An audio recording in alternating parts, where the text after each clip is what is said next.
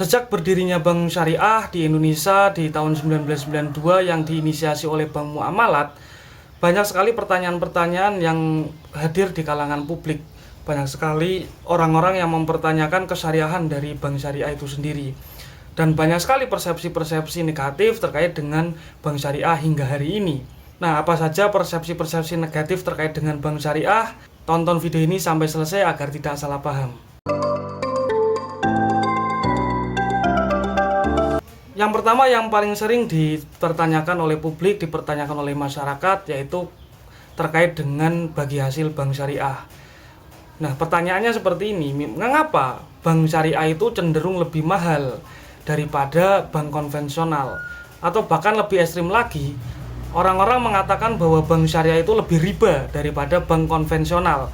Karena itu tadi, karena bagi hasilnya itu lebih mahal daripada bunga bank konvensional untuk beberapa produk ya. Nah, ini pertanyaan yang seringkali muncul di kalangan masyarakat. Banyak sekali orang-orang yang mempertanyakan, syariah kok lebih mahal daripada konvensional? Seharusnya syariah itu membantu kalangan bawah dan lain sebagainya, bla bla bla bla. Nah, jadi banyak sekali orang yang mempertanyakan kesyariahan dari bank syariah itu sendiri karena cenderung lebih mahal daripada bank konvensional. Bahkan ada yang membaliknya nih, bank syariah itu pakai bunga, bank konvensional pakai bagi hasil karena cenderung lebih mahal. Nah, mungkin saya akan menjawab pertanyaan-pertanyaan ini dengan beberapa hal ya yang saya ketahui, dan nanti bisa teman-teman sanggah di kolom komentar. Beberapa hal yang mendasari mungkin yang bisa memungkinkan bahwa bank syariah itu lebih mahal daripada bank konvensional atau bagi hasilnya itu lebih tinggi daripada bunga bank. Yang pertama bisa kita lihat dari syariah compliance atau kepatuhan syariah. Nah, di mana di bank syariah seperti di video sebelumnya sudah saya jelaskan bahwa bank syariah itu tidak hanya diawasi oleh OJK, tetapi di situ ada DSN MUI yang mengawasi terkait dengan syariah compliance di perbankan syariah. Kemudian ada juga audit syariah. Nah, sehingga karena yang mengawasi itu lebih banyak daripada bank konvensional, ada DSN MUI, ada audit syariah, dan lain sebagainya, tentu ini akan membebani kos operasional dari bank syariah itu sendiri. Yang secara tidak langsung karena kos operasionalnya itu lebih tinggi, maka akan mempengaruhi produk-produk pembiayaan dari bank syariah itu sendiri. Nah, bisa jadi ini menjadi salah satu faktor mengapa bank syariah itu lebih mahal daripada bank konvensional seperti itu. Nah, yang kedua yaitu terkait dengan skala ekonomi. Aset dan pangsa pasar bank syariah itu cenderung masih jauh lebih kecil daripada bank konvensional, di mana bank syariah itu lahir belakangan. Dari tahun 1992 itu baru hanya ada bank muamalah syariah, kemudian baru di tahun 2000-an ke sini itu baru mulai bermunculan bank-bank syariah yang lain. Hingga puncaknya itu di 2021-an ya kalau nggak salah, merger antara Bank Mandiri Syariah, Bank BRI Syariah, kemudian BNI Syariah yang menjadi Bank Syariah Indonesia yang langsung masuk ke dalam jajaran 10 perbankan terbesar di Indonesia. Nah, karena pangsa pasarnya itu masih jauh lebih kecil daripada bank konvensional yang jauh lebih dulu ada di Indonesia, sehingga optimalisasi operasionalnya itu masih cenderung belum maksimal. Nah, karena operasionalnya itu belum optimal, belum maksimal, sehingga ada biaya-biaya yang tidak efisien. Nah, ini bisa jadi menjadi pengaruh di mahalnya biaya produk perbankan syariah. Nah, nanti teman-teman bisa cari ya di penelitian-penelitian atau literatur manapun, mungkin ini bisa menjadi salah satu faktor yang mempengaruhi mengapa bagi hasil bank syariah itu cenderung lebih tinggi daripada bank konvensional, yang menjadi kritik daripada masyarakat. Kemudian yang ketiga yaitu terkait dengan karakteristik penyaluran dana atau pembiayaan. Nah, bank syariah itu harus mematuhi kepatuhan syariah atau syariah compliance. Ada unsur kehati-hatian di dalamnya. Bank syariah itu tidak boleh menyalurkan asal-asalan dananya itu. Misalnya untuk usaha yang dilarang oleh agama itu tidak boleh. Sehingga pilihan pasarnya, pilihan target marketnya itu lebih sempit daripada bank konvensional yang bebas menyalurkan pembiayaannya kepada siapapun selama memenuhi syarat. Ada slip gaji dan lain sebagainya, kemudian agunan dan lain sebagainya. Nah, bank syariah selain harus syarat pokok tersebut itu ada syariah compliance, tidak boleh memberikan pinjaman atau pembiayaan kepada orang yang menjalankan usaha yang dilarang oleh syariah. Misalnya menjual minuman keras, kemudian membuka diskotik dan lain sebagainya, itu tidak boleh. Nah, sehingga pilihannya itu lebih terbatas daripada bank konvensional. Nah, ini juga bisa menjadi faktor yang menyebabkan bagi hasil itu lebih mahal daripada bank konvensional atau bunga bank gitu. Nah, dengan keterbatasan market tersebut untuk menjaga kehati-hatian, kemudian secara compliance, sehingga margin yang diambil oleh bank syariah itu cenderung lebih tinggi daripada konvensional untuk menutup biaya-biaya operasional yang lain, kemudian untuk mengembangkan market yang terbatas itu gitu. Jadi ini menjadi salah satu yang mungkin menjadi penyebab bank syariah itu lebih mahal daripada konvensional. Nah, yang terakhir yang menurut saya yaitu terkait dengan persepsi resiko atau manajemen resiko, di mana bank syariah di Indonesia itu merupakan bank yang masih berkembang dan masih cenderung kecil, sehingga manajemen resiko dari perbankan syariah itu cenderung lebih tinggi untuk memastikan sustainability daripada usaha bank syariah ini, untuk meyakinkan para investor, menarik investor baru, menarik dana pihak ketiga, nasabah dan lain sebagainya, sehingga manajemen resiko dari bank syariah yang masih cenderung lebih kecil daripada bank konvensional itu lebih tinggi. Nah, ini secara tidak langsung kan akan membebankan biaya-biaya operasional yang dikeluarkan oleh bank syariah dan akan mempengaruhi biaya-biaya produk yang dikeluarkan oleh bank syariah. Nah, itu tadi beberapa faktor-faktor yang mungkin mempengaruhi kenapa bank syariah itu cenderung lebih mahal daripada bank konvensional.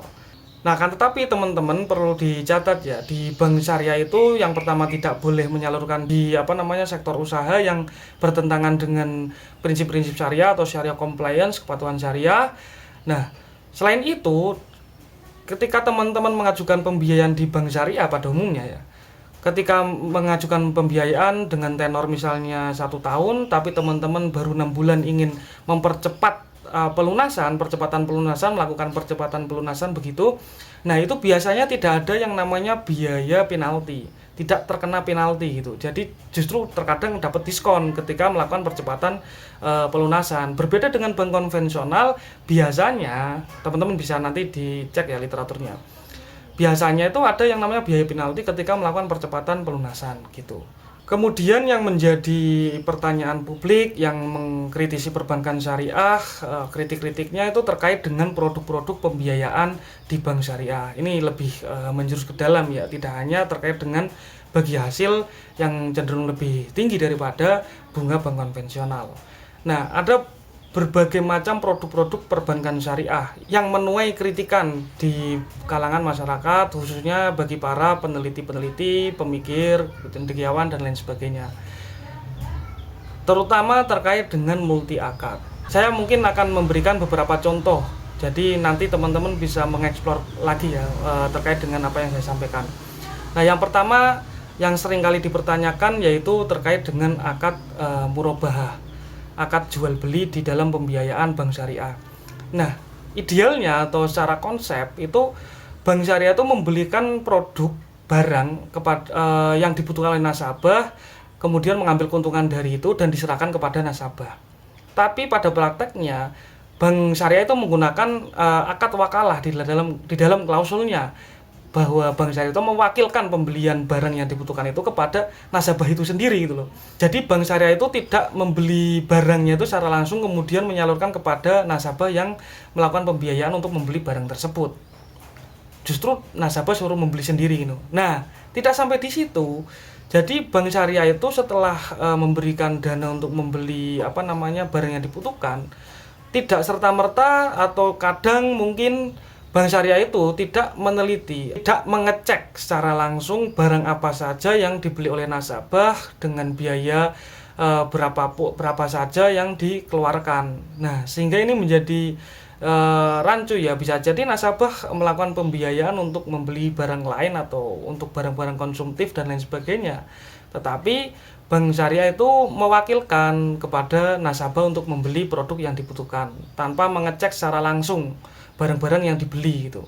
Nah, nanti mungkin ada teman-teman yang menonton dari peneliti atau sektor perbankan syariah bisa menyampaikan pendapatnya di kolom komentar ya untuk kita ketahui bersama gitu loh. Jadi di sini seharusnya itu kan kalau menurut akad murabahah secara konseptual itu kan bank harus membelikan barang kemudian menyerahkan pada nasabah dengan barang yang dimaksud, atau misalnya kalau mewakilkan dengan akad wakalah, bank itu kan harus tahu produk apa saja secara real gitu yang dibeli oleh nasabah dengan harga sekian sekian sekian gitu, karena ini menyangkut syariah compliance gitu. Nah, kemudian akad yang kedua yang sering kali dipertanyakan oleh banyak kalangan yaitu terkait dengan multi akad. Biasanya yang banyak dipertanyakan oleh mahasiswa, kemudian peneliti dan lain-lain, itu terkait akad ijarah muntahiyah bit tamlik atau akad sewa yang berujung dengan opsi kepemilikan. Nah, seperti di video sebelumnya sudah saya jelaskan bahwa ijarah muntahiyah bit tamlik ini diawali dengan akad ijarah, diakhiri dengan opsi kepemilikan. Misalnya nih, kita melakukan pembiayaan untuk membeli ruko nih kepada bank sekian ratus juta, kemudian kita cicil sekian ratus juta tersebut dibagi berapa bulan lah, ditambah biaya sewanya lah, sampai akhirnya menjelang lunas di akhir itu ada opsi kepemilikan. Nah, di sini agak rancu teman-teman. Ada opsi mau nggak nih misalnya nih rukonya ini kamu miliki gitu loh, tidak menjadi milik kamu gitu loh. Lah ngapain pakai opsi gitu loh? Wong kita pembiayaan juga tujuannya untuk membeli ruko tersebut misalnya. Nah, jadi ini menjadi pertanyaan-pertanyaan yang sering kali ditanyakan oleh masyarakat, khususnya bagi mahasiswa atau pegiat ekonomi syariah gitu ya. Jadi ada multi akad di dalamnya gitu. Meskipun kadang klaim bank itu multi akad ini tidak berjalan sekaligus. Seperti tadi, yang pertama itu ijarah terlebih dahulu, di akhir itu ada opsi kepemilikan gitu. Nah, itu tadi sekilas terkait dengan kritik-kritik atau pertanyaan-pertanyaan dari banyak orang terkait dengan kesyariahan dari bank syariah itu sendiri. Sebenarnya masih banyak sekali pertanyaan-pertanyaan atau pernyataan yang tidak percaya atau mengkritisi atau apapun itu terkait dengan bank syariah. Apakah bank syariah itu beneran syariah atau justru lebih riba daripada bank konvensional? Nah, mungkin teman-teman yang punya pendapat, punya pertanyaan bisa ditulis di kolom komentar. Nanti kita buat video untuk membahasnya bersama-sama. Semoga video ini bermanfaat untuk kita semuanya dan salam.